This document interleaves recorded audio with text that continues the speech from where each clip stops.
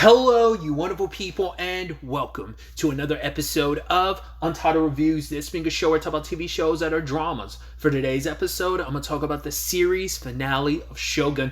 Great series finale. A lot of really interesting things went down in this episode, so let's break it down. So I don't know if it's really like an interpretation thing, or is it just as simple as what we got with the opening and it's sprinkled throughout the episode where we see an older Blackthorn with his grandchildren, and they're like, oh, the sword, did you get this from, oh, is it true that you got this from a savage or whatever? And it seems like it's him on his deathbed. So I don't know if that's like years and years later before he dies, he goes back to England, which is kind of rough, considering like, well, you did abandon your children for a good chunk of their life, if not almost their entire life, and if that's what that is, or if that's supposed to be a dream of what life could have been if he had gone back. But he's taking stuff like samurai helmet, and we see like he has stuff from Japan, so it does seem like it is probably meant to be like, yeah, this is the end of his story in so many regards. Of here he is remembering the end of this story, this chapter of what is his life, that is his story, that is the show. So it's like very meta in a lot of ways. But either way, we pick up in the aftermath of last episode,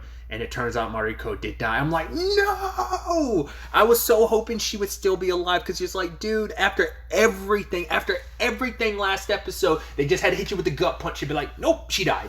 It's like she was so close to like ending it all just for this fight, and then it's just like, oh, she survived. I mean, they were intimate, like that doesn't make it any better, but it's still just kind of like, I don't know, at least they were kind of able to express their feelings to each other one last time. Like, I'm not trying to make it like, ooh, they got the bump uglies one more time, but it's just like express their feelings for each other one time, because like they only did it the once, and that was kind of in secret, and it was in shadow. But now it's like, no, after everything, we like rush of emotions of, you're still alive, I didn't have to be your second, even though I was lined up to be your second, so all that. And you see Yabushige, who's riddled with guilt, because he's like, forgive me, because he wasn't expecting things to turn out that way. So in the aftermath of everything, it still works out the way it is. It was always going to be always favored what Toranaga wanted one way or another. But it's like, yeah, now that with all this, everyone was released. That was held in Osaka, which included like Toranaga's baby mama and their child and their son and everything. So when it's all said and done, they're able to just kind of leave, and now it becomes this conversation between the regents of, well, it kind of sucks what happened to Mariko, but it's also like, yeah, like she kind of fought back, so that's kind of on her. Because even Yabushige was like, I thought she'd be captured at most. I wasn't expecting her to die. But he's so rattled, and so, because this is the man who's always so like self-preservation. And of course it would eventually catch up with him. We'll get to that later, but I think for him, it rattled him, because it's like he wasn't expecting this. It's like there have been casualties. Like he ended up taking part in some of those like casualties last episode, but he never expected someone like Mariko to die. But now it's like, wow, like I played a role in that, and just it razzled him. Dude was kind of off his rocker for the beginning parts of this episode. But anyway, we'll get to that in a second, because first let's start with the regents. They're all gathered, making their decision of like, right, we're going to go to Water Toranaga. Like, he can't do anything against us. He might have got all those people released. Doesn't matter. We're united, and we will take Toranaga down. That some of the regents want to bury. I think it was Kiyama in particular who was like, "Oh, we should bury Mariko, give her like a proper Christian burial." But it's like, no, considering her family, she's not going to get one. And then like Ono and Kiyama kind of go, yeah, but it's Ochiba that's like, no, she will be given one, because regardless of it all, despite the distances between them, despite what their family circumstances had kind of put them at odds against each other, this is the person that was your best friend. This person was your sister. So of course you're like, no, she's going to get every bit of honor of like being buried. So, and made it clear to Shido, that's what's happening. There's no ifs, ands, or buts about that. So, but now, having the banner of the air behind them too, because it's like, right, with that banner, like, get even more support of like his army will support the five united regions. So it's like, yeah, everything's coming up. Shido, it is very poetic that the moment he's signing this on the scroll, it's like, Luke, earthquake, which like I think Kiyama and Ono was kind of like, whoa. That's kind of, that's spooky. Like, maybe we should rethink this. He's like, stop being so superstitious. But then, like, we kind of add in what Yabushige says, that apparently years ago, the Taiko, before he was about to wage war against Toranaga, there was an earthquake. And so he had to basically hold down the votes, because all the votes were like, yo, let's go to war to Toranaga. It was like, whoa. That was suspicious. Let's kind of rethink this. And I even love the whole, oh god, what was it was a fish that's in the pond. I don't remember what it was. It's like, it's ugly, and the Taiko blamed it, saying that it's ugly and its tail like hitting the ground kind of like superstitiously led to like the earthquake or something like that. I forgot. But then like Ishido's like, there's no fish in that pond, and Yabushige's like, I know that. It's like, dude, you are losing your damn grip on reality, bro. So obviously, also the conversation comes up of, well, what happens to the Ajin? It's like, well, they don't care what ends up ultimately happening to him. And so he's actually getting escorted out of Osaka. And lo and behold, the person that's with him is Martin. It's like, these are the people who were directly connected to Mariko on like opposite sides when it comes to religion. You know, Protestant versus Catholic. No. Once again, I always flip-flop the religious stuff, but like they were on opposite sides of a religion element, and these were two people that were like important to Mariko, who had like, you know, her own place in, you know, amongst like Protestants and stuff like that, and just her beliefs and stuff. So it's just it's really interesting. Even Martin had been said, like, made a point of, I think Mariko would actually be happy at seeing us kind of like actually kind of being civil with each other. And he's like, in Blackthorn's like, yeah, I think she probably would. We ultimately end up finding out, initially he was supposed to die in those woods. It was going to be another ambush like the one before the Yabushige, like, oh, pull through and help him thing. But it's like, it was supposed to be another ambush like that. But it was decided that he would be spared, that he could actually leave Osaka. And it turns out before she died, Mariko struck a deal with the church and they would spare his life. And that scene of him on the boat just like crying, because it's just like, Mariko has saved him in so many ways, in so many regards. Like, you know, someone, like, I think especially considering like who he was when he came to Japan versus who he is now, in a lot of ways it's because of his experiences, but also his ties to Mariko. And it's just like, it's kind of like, I got to leave Osaka, she didn't. And it's just like, it's just such a gut punch of just everything. And knowing, like, even in death, even knowing because she didn't know she was going to die that way, but in preparation for her death, which she was so willing to go towards, even though she had a reluctancy, she still had everything set up ahead of time. Because Blackthorn was like, you know, I tried to pray to her before I knew that she had died. Like, I don't know if she heard me, but like, I prayed to God, not your God, not my God, just God. Do you think it worked? And Martin's like, before she died, I gave her absolute, like, she got absolution. So I think it's okay. And just, there's some comfort in knowing, like, okay, considering how important religion was, her faith was to her, that it was important that didn't matter in the end. That, like, you know, it's like, regardless of whether you lose your faith or hope, we'll talk about it later, just knowing that how important it was to Mariko, and knowing like, okay, that, you know, like, God or whoever it is listening, and, you know, would kind of look after her and take her in with, you know, a warm embrace, because she deserves to be. It's really heartbreaking. Like I said, just knowing like she had set that up in motion just to protect him, because she was like, considering where he was in the grand scheme of things, she figured like, right, I want to make sure my death, you know, death, like, and it's been a theme throughout this show, is death can matter. And she wanted her death to also matter in so many ways, not just for Toranaga's sake, but also for Blackthorn's sake, because, you know, legitimately it was someone she found love at the end when she had kind of really given up on life and was just kind of like going through the motions, because that's all she really had. Like, she had her life, but it was like she couldn't really do what she wanted to with that life, which was to end it, you know. So there's a lot there. So,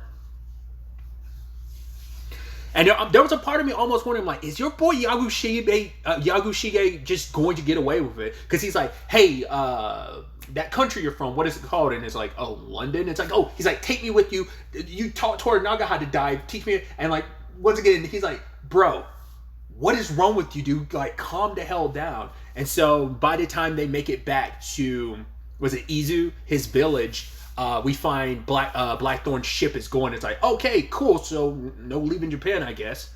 And it turns out that it was like an attack by the Christians. And even in that moment, John says, Mariko. And I'm like, how? And we get the context for it later on. But it turns out Mariko, that was part of her deal with the Christians. It's like, in exchange for saving him, we destroy his ship. It's kind of, that was kind of like the equivalent exchange in that moment. So it's like, right.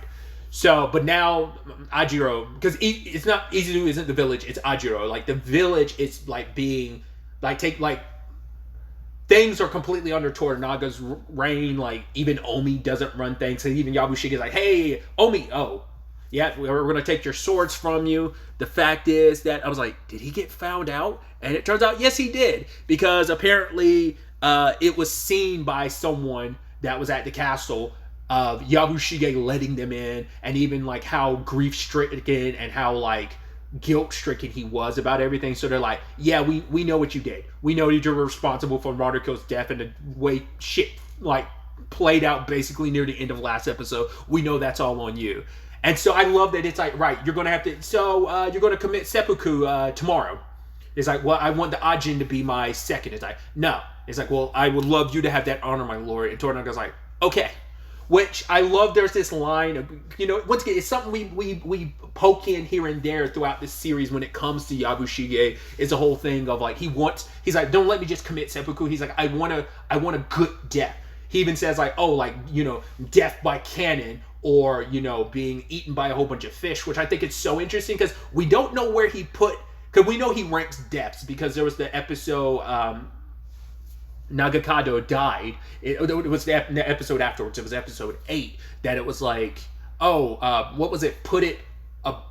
Was it below boiling but above being eaten by dogs, or was it vice versa? I can't remember the exact wording. So it's like, oh, it's like, of course, like he would be he's always been fascinated with death, but of course he'd be fascinated by the notion that of the cannons. It makes sense considering like he was there witnessing it firsthand, like the damage that cannon can do. But he wanted a glorious, good death. But it's like, I get the more traditional death. But it's like, right, still, it is what it is.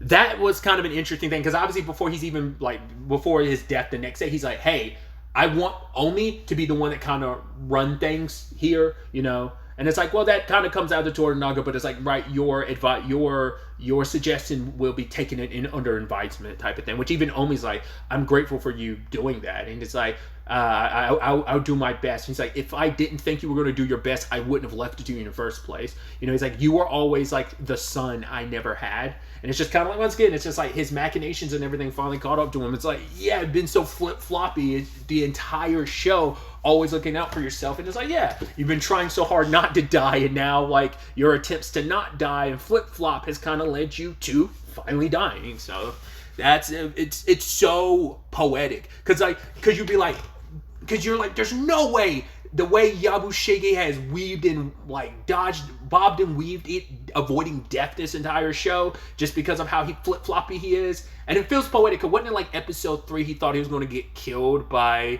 Toranaga? One, the whole point was like, cool, I made my will, tear it up, and then like episode 5 is like, or episode 5 or 6 is like, well, let's start writing another will, and he ended up kind of giving one to his right-hand dude to be like, all right, here's my will. I even love he had his poem that he had Omi read. That he was basically like, when I die, like, don't give me like, he was like, basically leave me in the field for like some wild hounds. He's like, see? He's like, I always knew I was good. He's like, I knew I was good, and like, I think this might be like this is the peak performance of my skills as as his final poem and stuff. I think in correlation to death and stuff, it's almost his magnum opus in a lot of ways. So I just thought that was interesting, but yeah, like, I think that's supposed to also be the poetic next up. He thought he was heading to Toranaga for death in episode 3, but it's like, oh, let's watch the sunset together, which is almost poetic.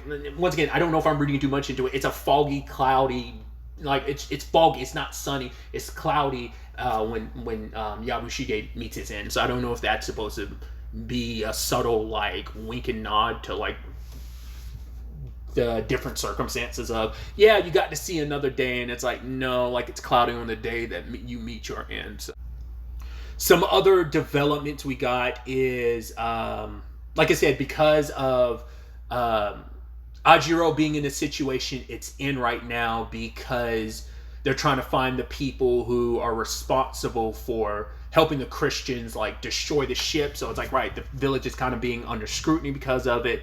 There was something beautiful about Blackthorn sitting and Fuji sitting beside him, and he's like, "Oh, you look beautiful and strong as always." She's like, "Thank you." And then just like that sad moment of no translator, because the last time they were all together, the last time we saw them in that exact position was all three of them being there together, and it's like, right, the silence without Mariko there, you know. And we find out about Fuji. Fuji has fulfilled her duties to Toranaga, so he's allowed her to go off and become a nun, which there's this sad thing where John's like, no, like, you could stay. Like, I order you to stay. You're my consort. But she's like, because I've fulfilled my obligation to Toranaga, I'm no longer, like, bound to be your consort. But it's understandable because for him, it's like, this house is so empty now. Like, the person he loves and cares about is gone. But, like Fuji is someone he cares about and has come to know. And it's like, I don't want you to go. Like, I want to keep some semblance of someone here. But it's like, for her, it's like, I want to go off and be a nun. Which he was like, hey, you go off and you'll be the best nun. He wants to kind of send her off that way, which I thought was beautiful. And you know, and like it's really sad because he didn't want to be alone, because there's very few people that Blackthorn got close to over the course of the show. Like, obviously, like, there's always been this like dynamic between him and Toranaga, but they're not particularly close. They're bound together, but the person he got closest to was obviously Mariko.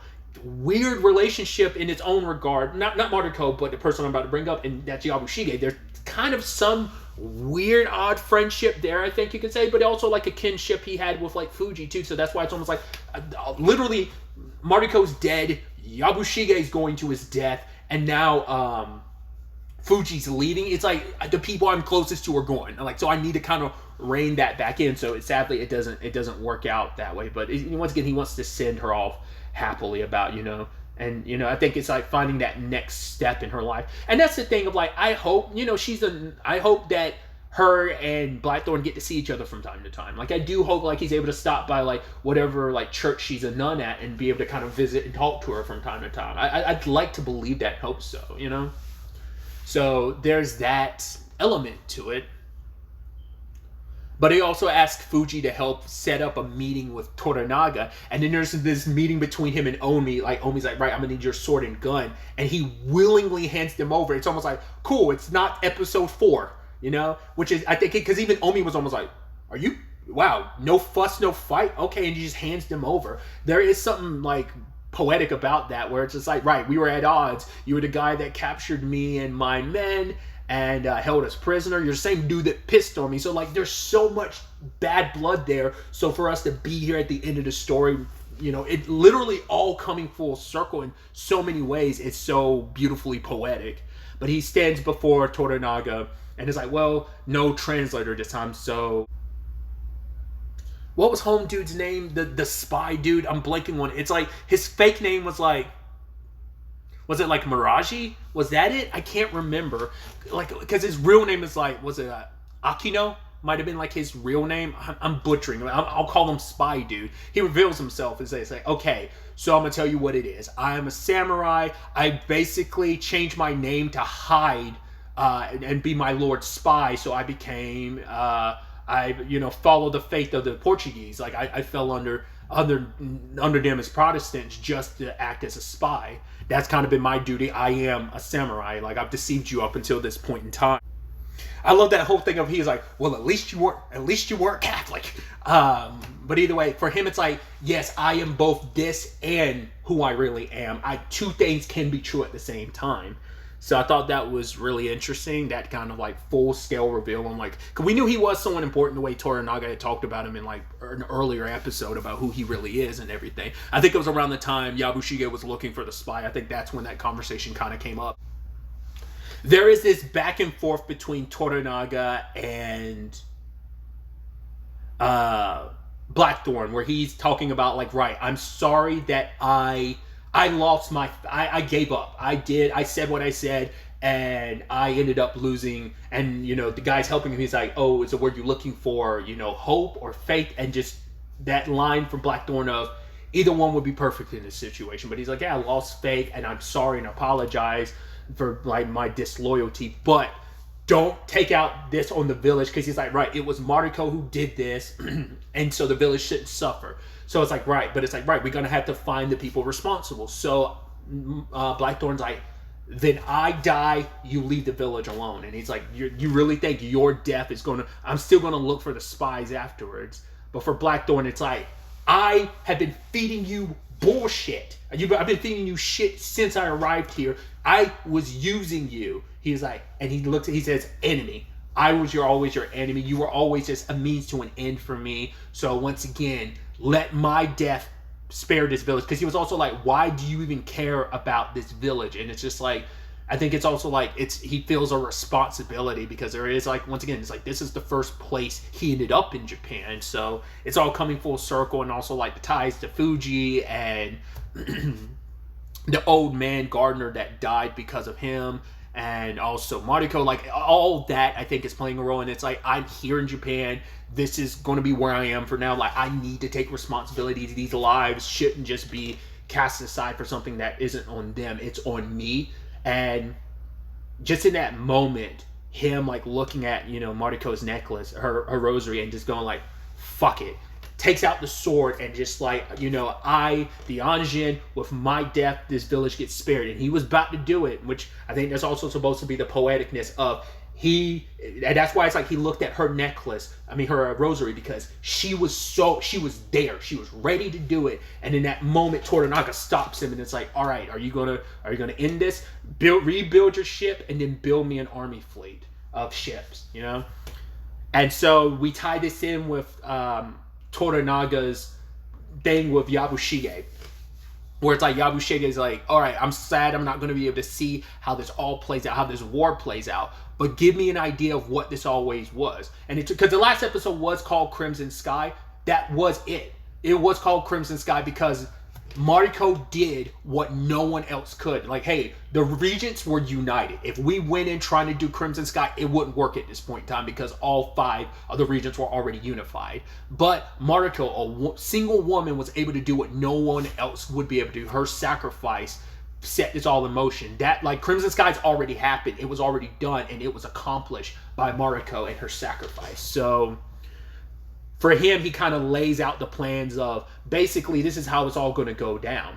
Because of what happened with Mariko, I'm also skipping over it, too, because this also ties into, like, that poem he had gotten from Ochiba, but also, because that ties into the conversation, but also, like, the final, like, the poem that he has said, and, it's like, oh, like, those words are too beautiful for you. Like, who are those? And he was like, they were Mariko's. Like, her words were, like, she was quite the bonfire, Because I thought that was beautiful, too, how, like, tying this into Ochiba as well, like, how she was trying to finish the poem from her friend. The whole, like, treeless branches, or leafless branches, or something like that.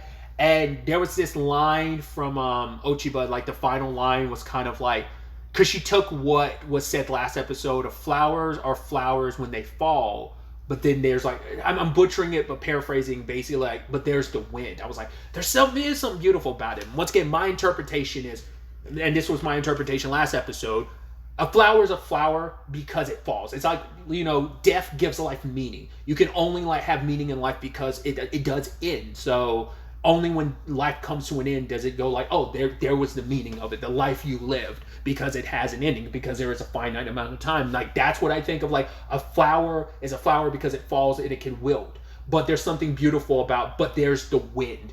I think it's supposed to, I think that's kind of like, hey, the flower falls. Yes, it meant to fall, and that means it's a flower, but doesn't mean it has to touch the ground. It means that the wind can come and, like, grasp it into the air and fling it off somewhere else, which could also be a giant metaphor for the afterlife of, yes, you fell, you died, but the winds carried you on,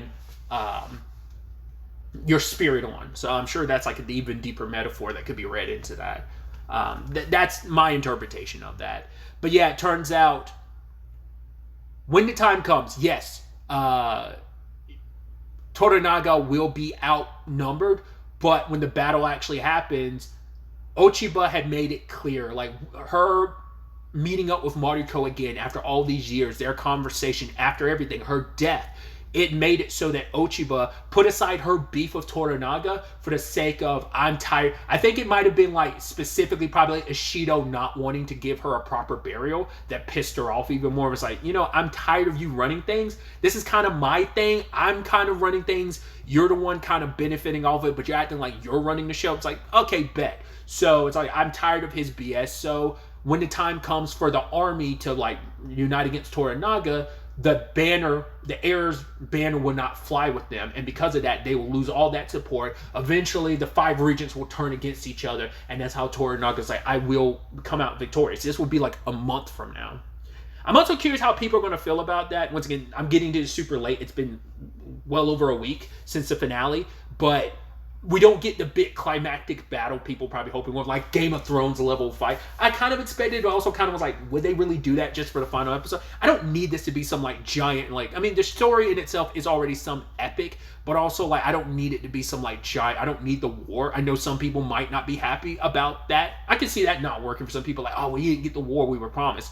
I'm fine with that, because there's always like, this story is on an epic scale, but is also at the same time a small, intimate story. And at least, I mean, it's such a massive, epic story because it's also like so many smaller, intimate stories so interwoven together to make the tapestry that is this series and the show and the story on that macro scale. At least that's my perspective. So I wasn't too bummed about there not being, because a lot of the dialogue, the emotion, the story beats are more important to me than a fight. Like I love character stuff, and you're just like, you gave me all the character development and conversations, and just leaves you thinking, with a lot. So once again, you being disappointed there's no fight, I'm not going to bash you for that. I'm like, I understand. You thought that's what you're going to get and you didn't get it. I can understand that working for some people. I'm perfectly fine with it being what it is, but if you were bothered by the lack of a fight, I'm not going to fault you for that. You were probably thinking like, oh man, will we get this? And it's like the finale not being that, but it kind of almost being this, the world ends not with a bang, but with a whimper. Kind of like, it has that type of feel to it. It almost feels poetic. I mean, obviously in a Japan and very samurai sense of bang versus a whimper, or whimper versus bang. Like I hope that's clear on what I'm trying to say, even though I'm not going about it explaining it the best way. But Yabushige brought up something interesting when it came to the Toranaga conversation. He was like, interesting. He's like, the fact is that, isn't there a little bit of a hypocrisy of like, right, the sacrifices and deaths of the lesser men just to kind of basically essentially make names for ourselves? Because like all these deaths are kind of done in our names. And it's kind of like, was it even all, like, what was it all for? Like, what were you aiming for? And it's like, he's like, I'm going to usher in a new peace in Japan. And it's like, oh, like the Shōgun. Like the Shōgun, he's like, that's what this has all been about. Like, that's, you claim not to be after it, but that's what this all was for, because we find out, he's like, no, the one who destroyed the ship, that wasn't just Mariko's decision, that was mine. Like, I wanted to test the Anjin. Like, the fact is that, I got some people to set up the gunpowder. I'm assuming the 3 people who were beheaded were the people he got to, like, either they willingly sacrificed themselves, like, okay, we'll play the bad guys. So he probably specifically killed them just to make a point. Like, it was all a test. That's Toranaga. It's like game within game within game, because man is playing so many fucking moves ahead. Once again, he's talking about a war that doesn't even officially happen. He's talking about, yeah, like a month from now, this is how this shit's going to play out. But there's the whole point was he was the one that kind of orchestrated that, and Mariko handled the situation on the side with the church. And so for Yabushige, it's kind of like, why would you kind of go so far for the Anjin? It's like, well, the Anjin isn't important. He's like, basically, it's like all of us played a role in this, whether it's you, Yabushige, me, Mariko, even the barbarian who came out from the sea. But it's like the Anjin has never been important. He's not like, he's like, there are so many times I wanted to just kind of give him the boot, but I didn't, because he makes me laugh. And I'm like, that's so fucking funny. But it's almost interesting too, because there almost feels to be like a meta parallel, because I don't know, once again, I've never read the book, nor have I read the mini-series that came out in the 80s. It's interesting, I've heard people talk about it who've seen the mini-series from the 80s. I heard like, well, I say mini, but I heard one person talk about it. It seems like Blackthorn is relegated to like, he's not important in this version, but maybe in like my understanding, and once again I could be completely wrong, it seemed like he kind of was kind of that lead character in the 80s version of this. So that's why I'm curious, like, which version is closer to the book. Like, was he kind of like front and center, or was he kind of relegated to not necessarily the back, but he was kind of pushed back to like 5th or 6th position like he is in this show? I'm wondering, like, was that his position in the book? I mean, in general, I'm so curious how, like, close of which version of the story is closer adaptation of the book. Was it the 80s one or this one? I'm sure, once again, adaptations, you're not going to adapt everything. You're going to change some stuff, like what was changed. But I wonder, is this a really, really faithful adaptation with some slight alterations here and there, or was it still kind of largely changed in some ways or not? But either way, Toranaga's coming from the perspective of, when it's all said and done, I don't think the Ajin will ever leave Japan, which is like, well, eventually he will, but I think it's going to be when he's an old man on his deathbed, as we saw. So that's why I was like, I don't know if that's like if that's like, oh, possible future he could have seen if he had left to go back after being in Japan, like, you know, he was able to just leave. I don't know if that's supposed to be, or is that just kind of like a peek to the future of like, right, this is like the end of his story and him holding onto a cross, maybe thinking about his time in Japan, thinking about Mariko, whatever. Because I think that title of the episode is like, was it like The Dream of a Dream or Dream Within a Dream? I don't remember the title of this episode. It's something like that. So I don't know how to fully interpret that. But either way, Yabushige is kind of like wanting to know, like, you know, like, what was this all like? He wants to know, like, how this is all going to end. And Toranaga's like, why would I, you know, tell a dead man the future? And so there's that moment where it's just kind of like, all right, here it comes. Yabushige does the seppuku, and he looks and smiles at Toranaga, and Toranaga kind of gives him a smirk, and it's like the end of our boy. It's been a long journey just for us to end up here after everything. And it's just like, wow, just for him to meet his end like that. So there was also what I thought was kind of a beautiful thing with Fuji. One last scene with Fuji, which I thought was so beautiful, with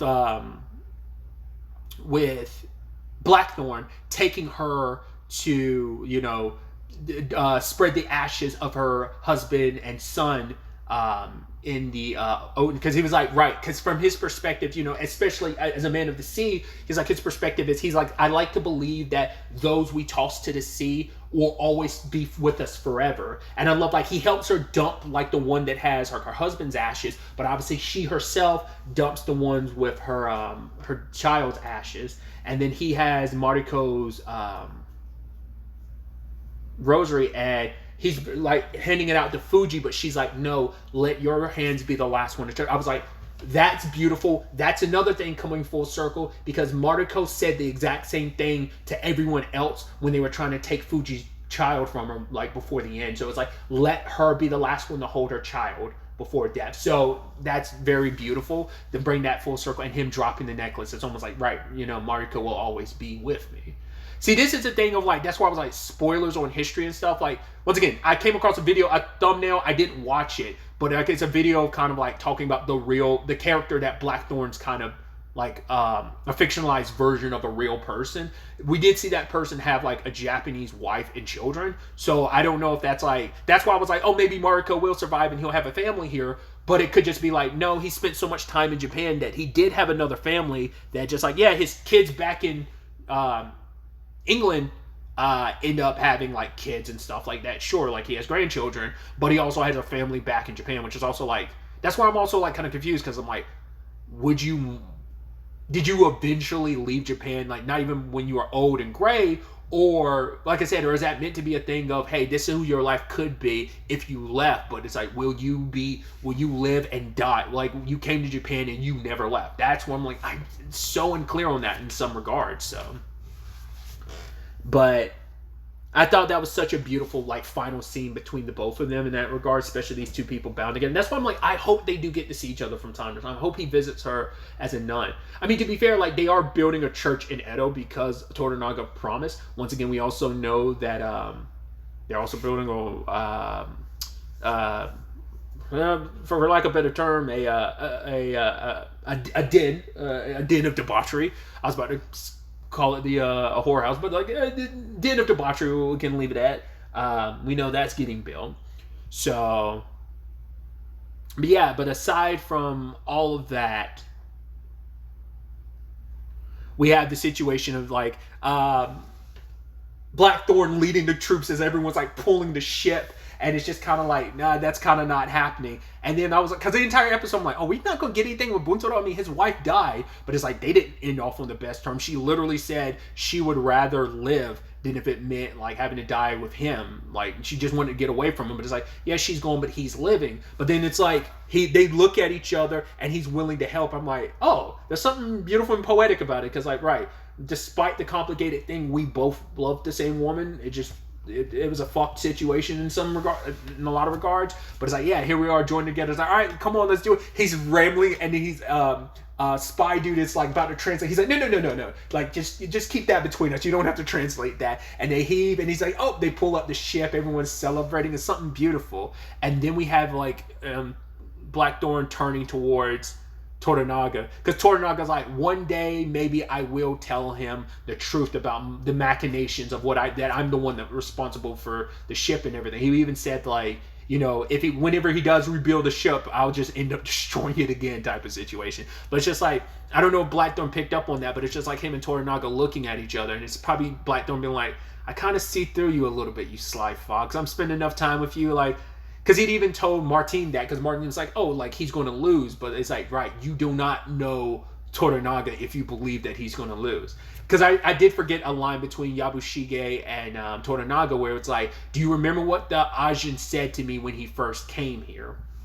And the whole conversation was about, like, right, obviously his war and stuff, which I even love that line of him giving up his war. And it's like, why? Like, isn't that what you came here for? He was like, yes, but my war, it's a small war. And so for him, it's like, I'm going to give it up, like, just so there is no more bloodshed. You know, like, he's letting go of a lot of his, like, reasons for coming to Japan in the first place. I think, like, obviously losing the woman he loves will do that to you. But, or, you know, the person you love in general. Toranaga was going back to it. Like I said, it was that line from, like, I believe... it had to be from episode 2, and it's like, well, what would you do? And it's like, you know, it seemed like an impossible win and stuff like that, you know, even though the odds are stacked against Toranaga in this respect. But it's like the same conversation full circle with Blackthorn of, yeah, but what unless I win? And he's like, yes, when you win, anything becomes possible. So that was kind of like the last line, I think, between Yabushige and Toranaga in that regard. But whatever the case may be, like I said, I feel like that might have been a thing of, in that moment, Blackthorn was kind of like, huh, I see what you're up to, you Sly Fox. I kind of figure, like, pulling up the ship, you over there watching it, it's like, you were behind it too. And I think he's kind of figuring it out on his own. But either way, also, like, he kind of shared a drink with Buntoro, because Home Dude gave him one, and he kind of passed it to Buntoro, and Buntoro was drinking it. So it's like, that's going to be interesting. And just the ending of just Toranaga just staring off at the sky. I kind of thought it was poetic to him letting go of his bird at the, like, earlier part in the episode, being like, yeah, go off, have many daughters. But anyway, just the ending of the episode. Obviously, there's so much more story we could tell, because there's still, like, if they wanted to, they could make another season, but they went into this for the sole purpose of, hey, we making this a one season, plus it's based off the book. So that becomes that thing of, if you get, like, you know, you have source material to pull from, you have some very gifted writers. There are gifted writers who could continue this story, but it's also like, we came into this with a one season purpose, because I'm assuming the book ends, I'd assume because of that, like, the book is ending like that, where it's just like, you don't get the war and everything, but you get, like, maybe not this exact ending, or maybe it is this exact ending. Once again, I haven't read the book, so I don't know, but there's plenty of room for more stories to be told. I've talked about it previously. I'm going to butcher the name. It's like James, was it Clavell? I believe Clavell. I'm probably butchering. I can never remember. The author who wrote this book originally, that this series is based on, there are other books in the series called The Asian Saga. Once again, to my understanding, they're individual stories set across, like, different points in time in Asia. That's been something I've heard people ponder too, like, well, will some of his other books that are kind of set in the same saga of the Asian Saga, will they get adapted or not, you know? So, I don't know. Like I said, it's a great ending, and I'm perfectly fine with it ending the way it is, but I can understand why so many people want more. So we'll ultimately I think it's kind of clear cut that there's not going to be another season. It's just one of those things where it's kind of this open ending. It's a conclusive ending, but it's also like, right, there's so much story that could be told, but I'm perfectly fine with us getting the ending we got. Like, this has been a hell of a journey. This is just such a great show.